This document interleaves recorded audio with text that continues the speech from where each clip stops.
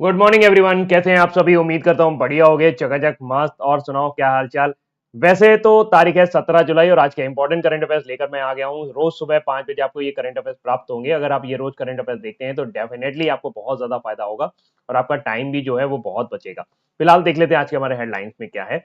आज के हमारे हेडलाइंस में अर्जेंटीना ने फाइनल में कोलंबिया को हराकर अपना 16वां कोपा अमेरिका कप जीत लिया है। कोपा अमेरिका जो है ये दक्षिण अमेरिका में खेली जाने वाली एक फुटबॉल प्रतियोगिता है। पिछले 108 सालों से ये खेली जा रही है और इसमें पहली बार दूसरी बार ऐसा हुआ है जिसका आयोजन दक्षिण अमेरिका से बाहर यूएसए में किया गया है। इसका आयोजन यूएसए में किया गया है। फिलहाल इस बार देखा जाए तो अर्जेंटीना ने फाइनल में कोलंबिया को हरा दिया है, 2-1 से उनको वहां पर हराया है।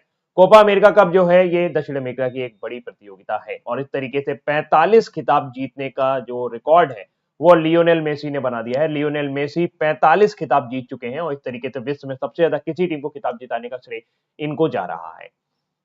विश्व धरोहर युवा पेशेवर फोरम 2024 का उद्घाटन किया गया। अगर आपको याद होगा तो कुछ दिन पहले मैंने आपको बताया था कि यूनेस्को का जो कल्चरल हेरिटेज समिट है, 46 समिट, ये आपका भारत में होने वाला है। ये भारत में होगा 21 जुलाई से लेके आपका 31 जुलाई के बीच में।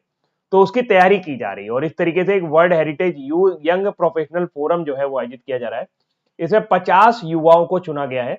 50 में से 20 जो है वो आपके इंडिया से हैं और 30 यंग प्रोफेशनल जो हैं वो बाहर से हैं, आउटसाइड से हैं।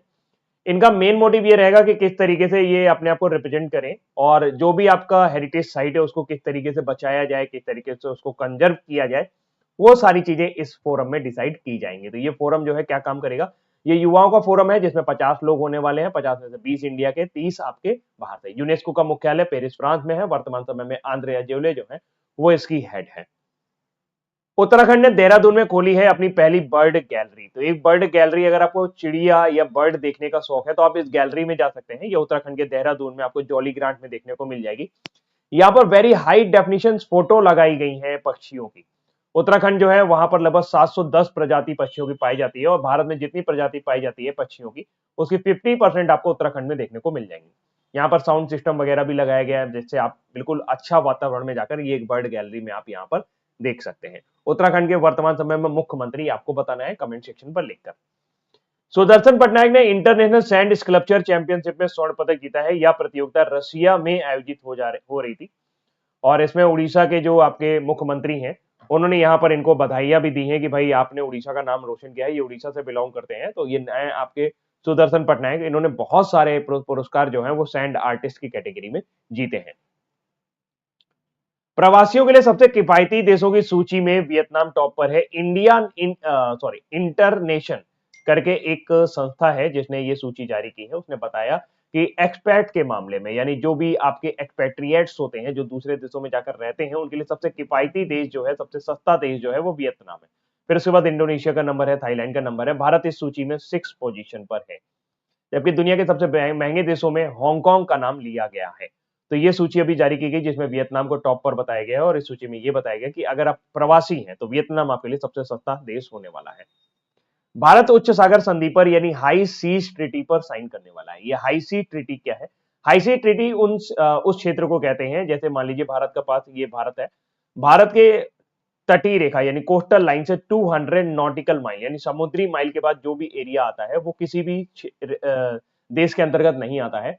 तो यहां पर कंजर्वेशन प्रोसेस को कौन चलाएगा, यहां पर जो चीजें हैं उनको बचाने के लिए कौन काम करेगा? तो इसके लिए एक ट्रीटी लाई गई थी मार्च 2023 में। कब लाई गई है? मार्च 2023 में, जिसे हाई सी ट्रीटी या बीबीएनजे भी कहा जाता है। बीबीएनजे का फुल फॉर्म है बियॉन्ड नेशन ज्यूरिडिक्शन और बायोडाइवर्सिटी। ये आप कह सकते हैं कि जो आपका नेशनल ज्यूरिडिक्शन है उसके बाहर बायोडाइवर्सिटी को कंजर्व करने के लिए ये प्रोग्राम था। ये अनक्लॉज द्वारा शुरू किया गया United Nation Convention of Law of Seas, यानी समुद्र के ऊपर जो नियम है उसके हिसाब से तहत किया गया ये तीसरा समझौता है। वर्तमान समय में इसमें 91 देशों ने हस्ताक्षर किए हैं जबकि 8 देशों ने इसको रेटिफाई किया हुआ है, यानी 8 देशों ने इसको अपने देश में लागू किया है। सबसे पहले चिली और पलाऊ 2 देश थे जिन्होंने इसको लागू किया था। इससे आपको समझ में आ गया कि 200 नॉटिकल माइल के बाहर जो चीजें हैं वहां पे कंजर्वेशन प्रोग्राम चलाने के लिए भारत इसमें साइन करेगा। और भारत इसमें साइन करेगा कि नहीं करेगा ये डिपेंड करेगा मिनिस्ट्री ऑफ अर्थ साइंस के ऊपर। पृथ्वी विज्ञान मंत्रालय जो है वो नोडल एजेंसी है, वो ये देख रही है कि हाँ ये हमें काम करना है कि नहीं करना है। तो अर्थ साइंस मंत्रालय वर्तमान समय में किसके पास है? ये आपका जितेंद्र सिंह के पास है, डॉक्टर जितेंद्र सिंह। 25 जून को संविधान हत्या दिवस के रूप में सरकार ने घोषित किया है, क्योंकि 25 जून सन 1975 को देश में पहली बार देश में इमरजेंसी लगाई गई थी। वैसे तीसरी बार इमरजेंसी थी ये। तो अगर हम बात करें इमरजेंसी की, तो आर्टिकल 352 में आपका नेशनल इमरजेंसी की बात की जाती है। 360 में आपका राष्ट्रपति शासन की बात की जाती है, प्रेसिडेंट की शासन की बात की जाती है। 362 में आपका वित्तीय आपातकाल है। तो 25 जून को आपका 1975 को इंदिरा गांधी जी थी, तत्कालीन सरकार थी, फखरुद्दीन अली अहमद उस समय प्रेसिडेंट थे। उन्होंने देश में अपने जयप्रकाश नारायण की एक बड़ी रैली हुई थी बिहार और गुजरात में, उसको लेकर के उन्होंने सोचा कि जयप्रकाश नारायण जो है वो देश की अखंडता पर हमला करने वाले हैं, तो वहां पर एक नेशनल इमरजेंसी लगा दी गई थी और बहुत सारे लोगों को जेल वगैरह डाल दिया गया था। नीति आयोग ने एसडीजी इंडेक्स जारी किया है, सस्टेनेबल डेवलपमेंट गोल। इंडिया का डेवलपमेंट नापने के लिए ये इंडेक्स जारी किया गया है। तो इसमें पता चला है कि इंडिया का जो टोटल स्कोर है वो 2021 के मुकाबले 66 के बढ़कर 71 हो गया, यानी भारत बढ़िया ग्रो कर रहा है। अगर हम राज्यों की बात करें तो इसमें उत्तराखंड और केरल, ये दो राज्यों ने टॉप किया है एसडीजी इंडेक्स में। इन दोनों राज्यों की रैंकिंग फर्स्ट है। सेकंड नंबर पे आपका तमिलनाडु है और फिर उसके बाद आपका गोवा का नंबर आता है। तो इस तरीके से फर्स्ट ये है, सेकंड तमिलनाडु है, थर्ड आपका गोवा है।